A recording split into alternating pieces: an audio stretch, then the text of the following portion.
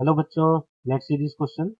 It says that a uniform constant magnetic field B is directed at an angle of 45 degree to the x-axis in xy plane.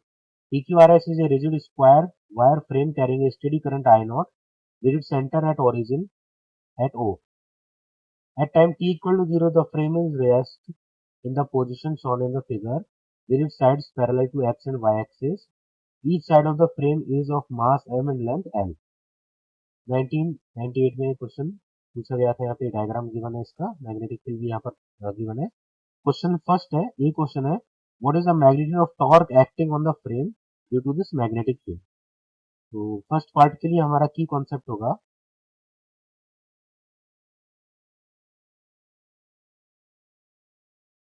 Torque का general formula होता है यहाँ पर M vector cross B vector. इससे हम torque निकालते हैं। अब क्योंकि यहाँ पर करंट जैसा दिखाई रखा है, इधर ये करंट का डायरेक्शन है एंटी क्लॉकवाइज, तो यहाँ पर एम वेक्टर हो जाएगा करंट आई इंटू एरिया हो गया एल स्क्वायर, क्योंकि स्क्वायर है, और डायरेक्शन हो जाएगा प्लस के। मैग्नेटिक फील्ड यहाँ पर 45 डिग्री एंगल पर है, तो मैग्नेटिक फील्ड के लिए हम लिख सकते हैं that b vector equal to b naught cos 45 degree i के plus b naught sine 45 degree j के, और b naught by root two i के plus b naught by root two j के। तो ये हो जाएगा यहाँ पर नेट मैग्नेटिक फील्ड वेक्टर, और इधर है मैग्नेटिक मोमेंट वेक्टर। दोनों का हम यहाँ पर क्रॉस कर देंगे, तो क्रॉस करके टॉर्क वेक्टर इजीली आ जाएगा। तो एम क्रॉस बी करेंगे, देन के क्रॉस आई करेंगे तो आ जाएगा जे,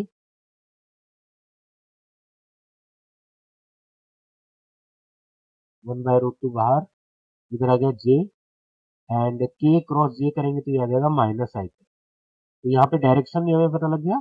हमें यहाँ पर क्वेश्चन में मैग्नीट्यूड बोला है, मैग्नीट्यूड ऑफ टॉर्क, तो इसका मैग्नीट्यूड निकाल लेंगे। तो मैग्नीट्यूड जब निकालेंगे तो इस पार्ट का root over 1² plus 1² root over 2 हो जाएगा, रूट ओवर 2 कैंसिल, तो answer is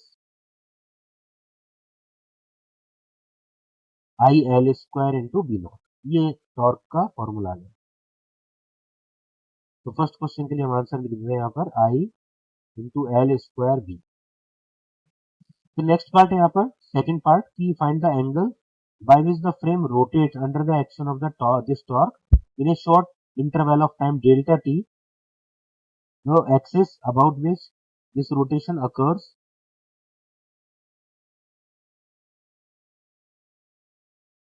the moment of inertia of the frame about an axis through its center perpendicular to the plane is 4/3 ml square।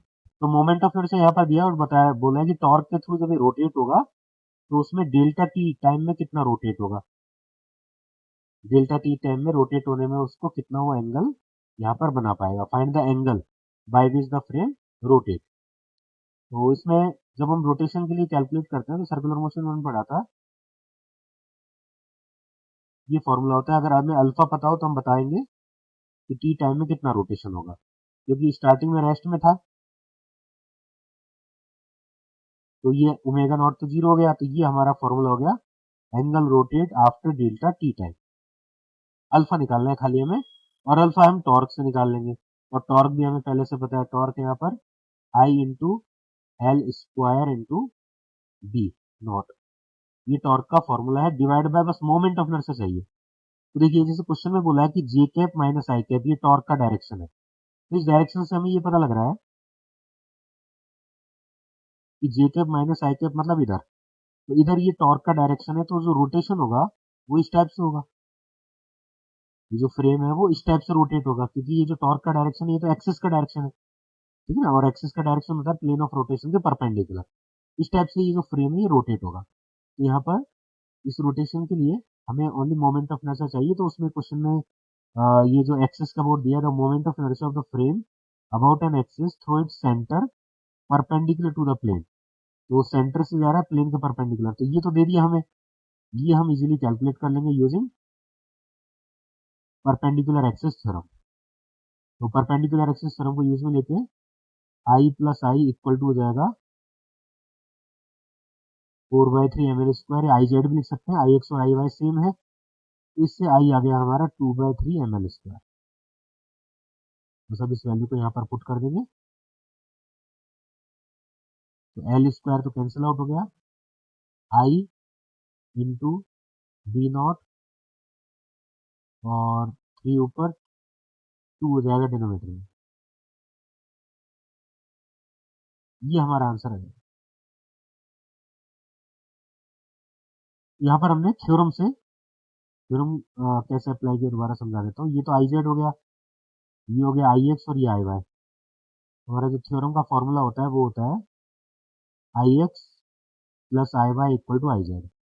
अब क्योंकि ये दोनों ही यहाँ पर सिमिलर टाइप से हैं तो इसलिए आई एक्स और आई वाई सेम हो जाएंगे, तो 2i equal to I Z. इस टाइप से हमने कैलकुलेट किया 2/3 ml square.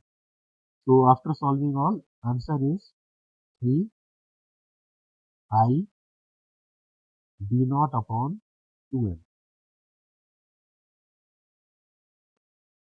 Hope you understand it well. Best of luck.